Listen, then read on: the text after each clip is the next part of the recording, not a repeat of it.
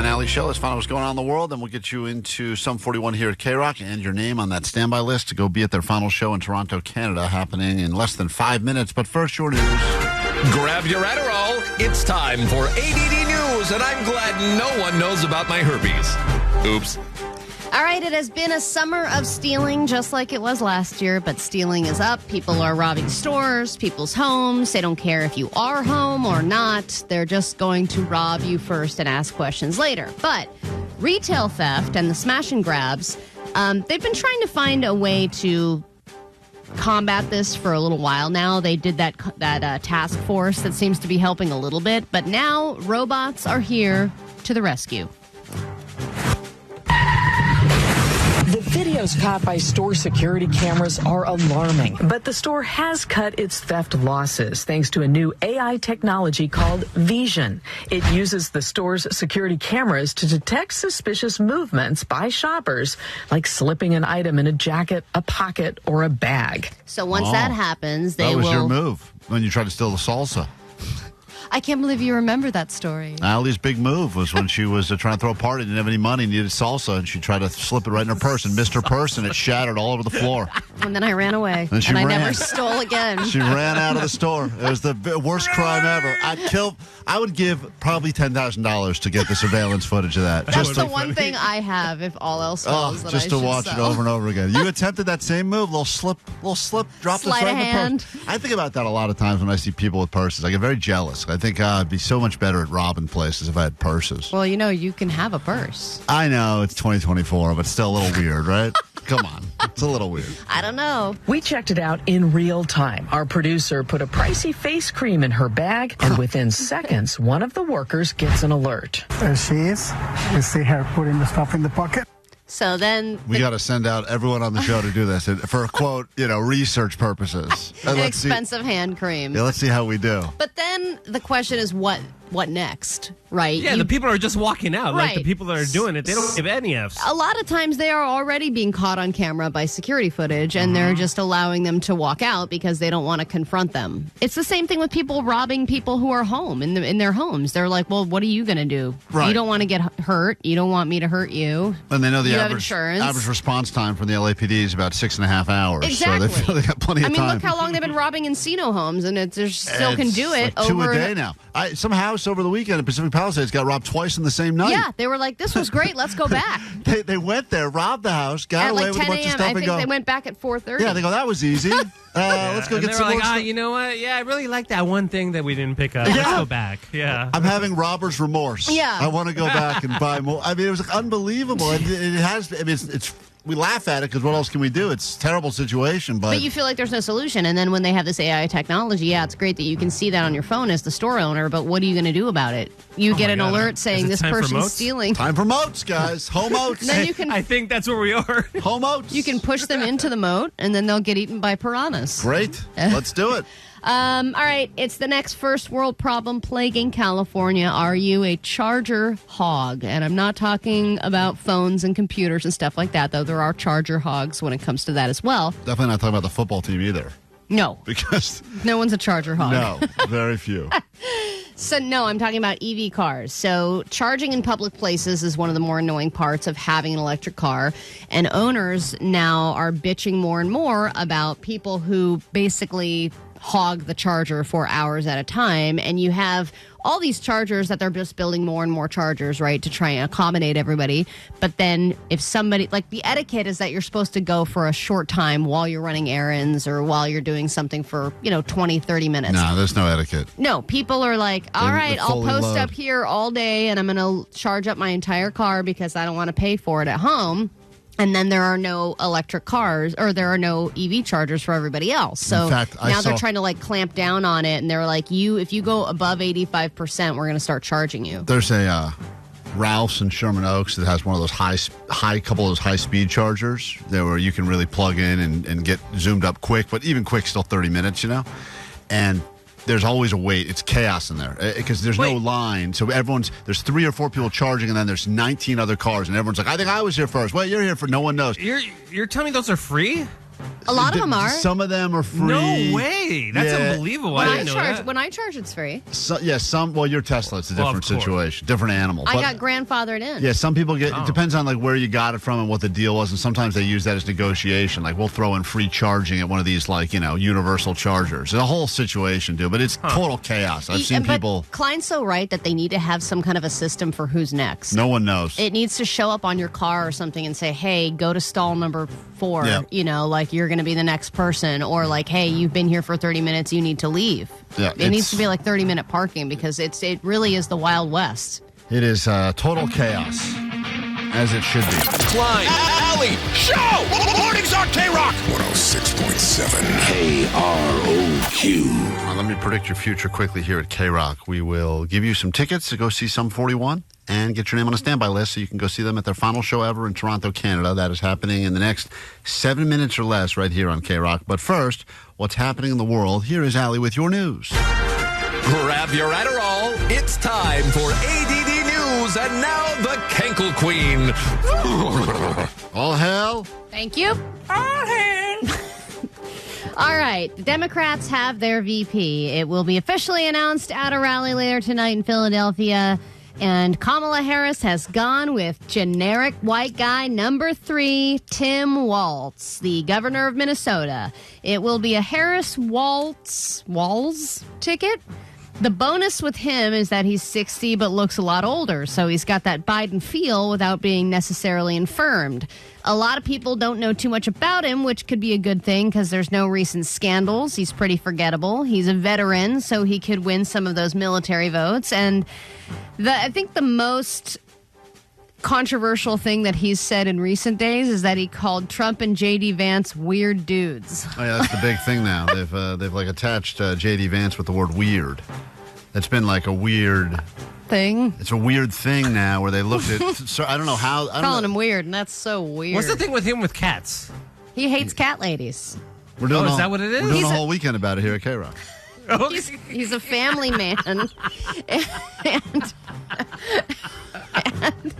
he likes the idea of people who don't have children and don't have families to pay more taxes. And he singled out cat ladies Yep. Oh, to that's be like, Vanessa. sorry, don't come for me, cat ladies, because Oh, he's God. so about like the families are the ones that are working the hardest and have the most responsibility. And there are a lot of people like Vanessa who don't necessarily have cats, but are like, dude, what the F? Just because I'm single doesn't mean I need to pay Yeah. more. It's actually harder for me to live because I don't have dual income. Exactly. This past weekend, I had to fight for my life to get a cheaper insurance. And I was like, if you were married, you would get a discount. And I was like, sir, the single people need the discount. Get out of here. And I was like, sir! I'm sure he loved You that. better hope they don't put a dildo tax in place, Vanessa. You're broke. That's going to be Yeah. bankrupt. You got dual income with that. Oh, dual. She's so multiple. mad. She hates that storyline. Okay, here are some of the highs and lows for the Olympics today. The highs are that, remember that French pole vaulter who lost because of his junk hitting the pole? How can I forget? Yeah. Highlight of these Olympic Games. Yeah, he is being offered $250,000 to do a webcam about his bulge. So even if you lose, you could potentially still make money. Good for him. Some of the lows include Olympians finding worms in their food at the Olympic Village cafeteria. That's called delicacy in France, Allie. Yeah, they're like, it's a new thing, eat it and shut up. And then Simone Biles has commented about her loss on the beam, and she kind of mentioned androids as being a huge distraction. I don't know. It was really weird and awkward. Not our favorite. None of us liked it. You could hear some of the Android ringtones going off, the photo flickers. She just said that usually there's music in the background, there's like hubbub, and it kind of makes them feel like they're at practice, but she was hearing Android dings and cameras clicking, and it just made it all super awkward, and that's what kind of threw all of them off.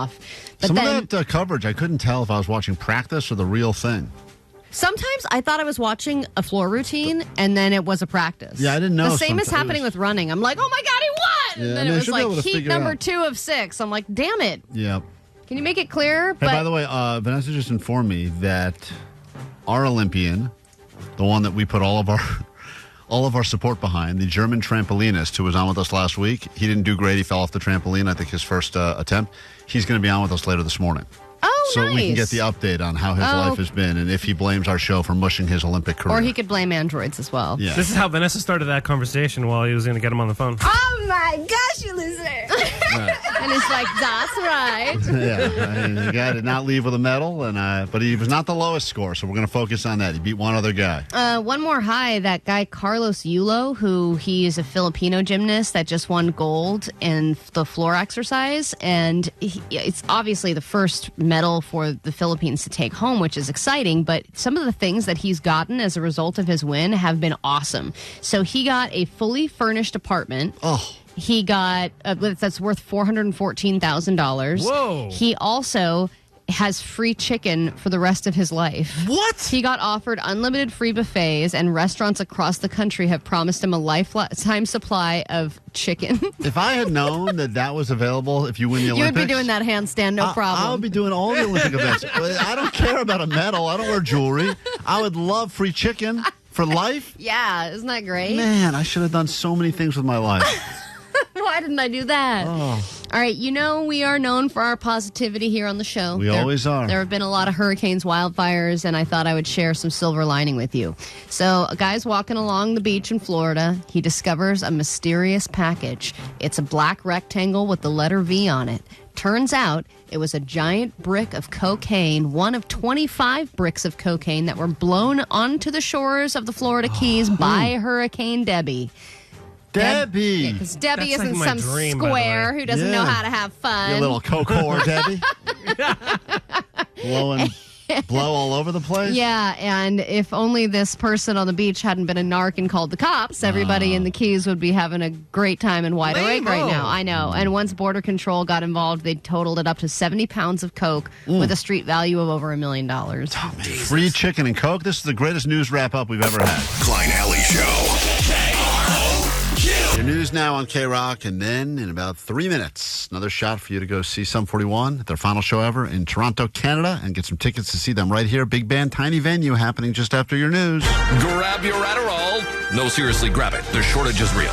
It's time for ADD News. By the way, if you need any, I know a guy. All right, there are a million festivals going on these days, not just music, pizza, tacos, chicken tenders, you name it, there's a festival for it, and every once in a while you get a festival fail. The Fire Festival was the first, but it will not be the last, and here is what happened at a taco and beer festival that has everybody asking for their money back. It was no festival for these people as they waited in a long line that led to disappointment. It was probably like almost an hour in line. They literally had like one person checking tickets. Matt Jenkins and his fiancee Willa bought 2 tickets for Saturday's West Coast Taco and Beer Festival at the Midway. Let me just say something right now. Like, I get so excited when they throw the word festival after a few foods I like. I get... Especially taco and beer, which are the two best things ever. It's like a perfect, I'm in. Like, it sounds great, and there are a lot of food festivals that pop up, and it's hard to keep track of them now. Because and some of them are better than others. Yeah, some are better run than others, and but I have also fallen for what pretty much is a line festival. You're in the line festival. Yes, and then, this was a line just to get in that they were waiting in for over an hour. And then it was only worse from there. It was $50, and on it showed a list of all the things included. What they found was not even close to what they thought. Includes taco and beer, /cider, /seltzer tastings, access to 30+ food and drink vendors. Not 30. 10, maybe. Now, it has many people questioning the structure of the event. After the first 20 minutes, like all of the free options had already run out. Matt and Willa tried to get a refund, but couldn't find any customer service. But that's the thing, is they lure you in with free, your ticket gets you free this, free that. Not but free, then, you bought a ticket, but unlimited, or at least, you get to sample. Yes, you but would then, think. But then when you get there, they've run out of the unlimited, or they run out of the free stuff, and then you have to pay for everything once you get in there. And because the check-in line was so slow, all that stuff had run out by the time they got in. Man, I still would feel it go, even after knowing all that. But did they get a taco? Yeah, there's taco and beer there, right? Sounds great. It does sound great, though. Like, I hear everything you're saying, but it's not as powerful You'd as... still buy it. The mental image I get when I hear Taco and Beer Festival is so strong that It even though outweighs the scam? yes, even though I just heard a line to disappointment or whatever, I like it. All right, another once loved restaurant chain has reached Chapter 11 in their story. Buca de Beppo has filed for Chapter 11 bankruptcy and abruptly closed locations, saying that they currently hold $0 to $50,000 in assets. Guess, Allie. And they owe between $15 million and $50 million to at least 30 different Guess who creditors. on this show used to work at Buca de Beppo?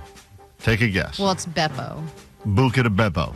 so it wasn't you. Was not me. I could not get the job because I couldn't say the name. You know what? I feel like Johnny would do that because he's so like happy and personable. And whenever I went there, they were always like, "Hello, welcome." See, I would have thought Omar in the sense he guy had a long storied career at Denny's. And he loves a good chain. Loves a chain. Loves the king And of the a bad chain. Not the case. Our very own Vanessa, former NASA employee, former rat from Chuck E. Cheese, also used to work at a Buca de Beppo. And what did you do there, Vanessa? It's through, I started as a host and then I became a server.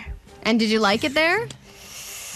I liked it and I didn't like it because it's family style. So, like, it's too much. Too much family? It was just too much Too much energy. people getting along. Like, what? Too much, what's the problem? Too much with sharing going on? It was too much happiness. Just kidding. Too much What was the issue with family style? No, it's just like the plates were so big, and I'm like over here, like, here's your She is pasta. small. Oh, yeah. She couldn't carry the plates. It was like one per visit. She Right. would like have to go to the kitchen a billion times. No, I would carry that whole tray. I don't know how it didn't break, but I would do it. What if they made her dress up like a rat still? She still had her rat costume on?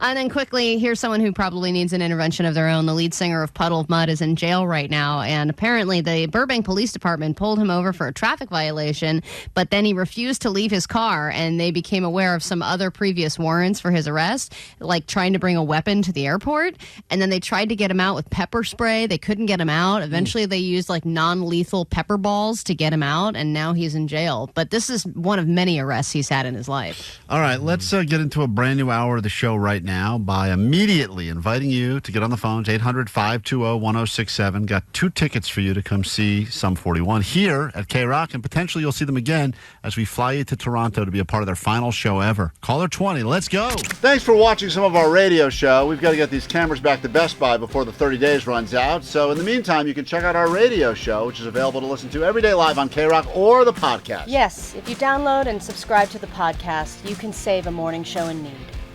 That's us. We're very much in need. We're thirsty. Thirst trap.